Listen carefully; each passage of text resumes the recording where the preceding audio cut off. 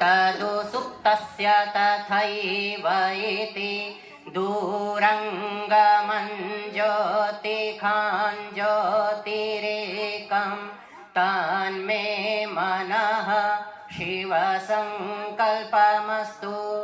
ॐ शुभं करोतु कल्याणम् आरोग्यं धनसम्पदः दुष्टबुद्धिविनाशाय